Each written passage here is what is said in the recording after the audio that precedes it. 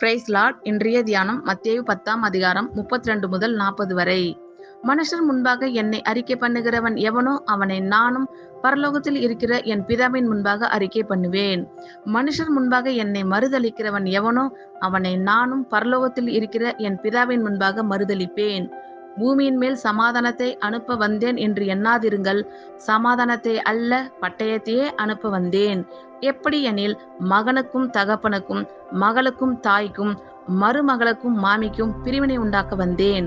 ஒரு மனுஷனுக்கு சத்துருக்கள் அவன் வீட்டாரே.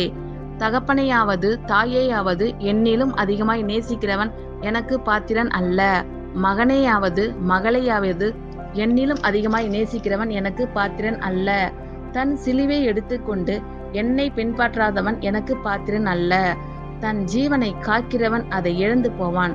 என் நிமித்தம் தன் ஜீவனை இழந்து போகிறவன் அதை காப்பான். உங்களை ஏற்றுக்கொள்ளுகிறவன் என்னை ஏற்றுக்கொள்கிறான். என்னை ஏற்றுக்கொள்ளுகிறவன் என்னை அனுப்பினவரை ஏற்றுக்கொள்கிறான். ஆமேன். கர்த்தர் உங்கள் அனைவரையும் ஆசீர்வதிப்பாராக. God bless you all.